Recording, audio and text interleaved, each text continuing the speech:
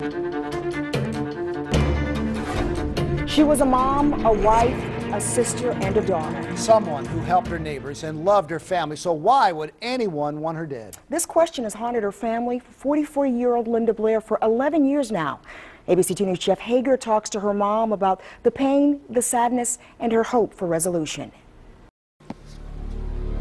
The police report reads like a movie script. A masked gunman, a daring rescue, a tearful goodbye.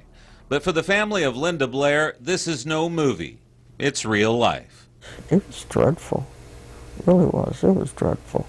To say Cecilia and her daughter Lynda were close would be an understatement. Lynda was always there in the middle of doing everything. Whatever you were doing, she was there to help out. For years, Lynda and her husband raised their two daughters in a house less than a block away from Cecilia. Then one day, a sign popped up in the front yard. He put a for sale sign out there on the front lawn. The first time I saw it, I had said to Lynda, I says, "Hey, what's that thing on your front lawn?" She said, "Talk to Gary about it." I said, "Uh-oh, he's Steve. When she's mad at him, he was Gary." Cecilia never asked. She had a feeling Lynda's husband got tired of her dropping by all of the time. He bought a house 45 minutes away in Whiteford. Everything seemed to have changed after they went up there. Before long, the family settled into their new town. The girls grew up, got married, and started families of their own. Lynda got a job decorating cakes at Grayston Grocery Store. Little did she know what was to come. It was a cool night, September 29th, 1999. As Lynda and a coworker wrapped up their cake orders and a janitor polished the floors, a masked gunman found his way inside the store. His only goal, finding Lynda.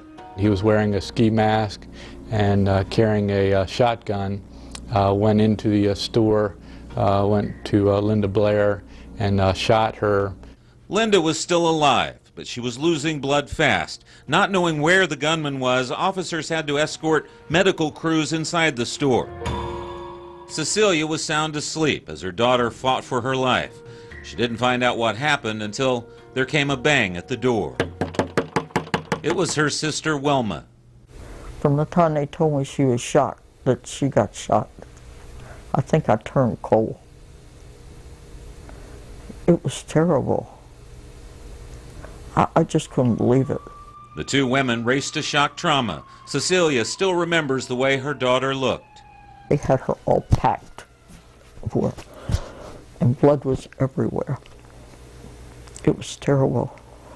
And they said, the doctors and technicians there said, "We keep giving her blood, but it keeps coming out as fast as it goes in." The family stayed the rest of the night and well into the next morning. Lynda kept losing blood. Machines were the only thing keeping her alive. I think it was beyond any doubt that she was not going to survive it.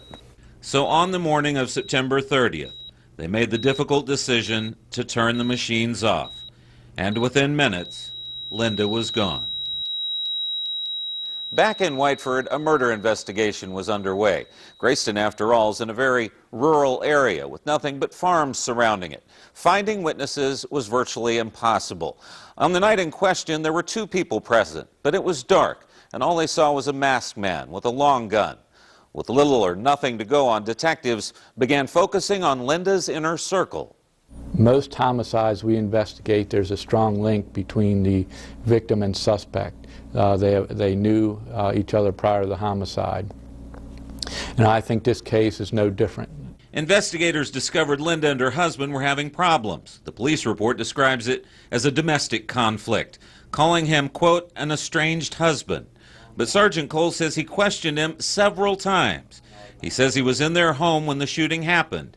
With no proof, no leads, nothing to go on, Lynda's case eventually went cold.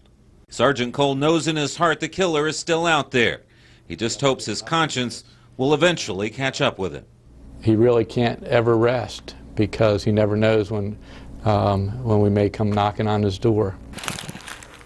11 years have gone by, and not a day passes without Cecilia thinking of Lynda. I miss her a lot. We could have some real good talks. In Whiteford, Jeff Hager, ABC 2 News.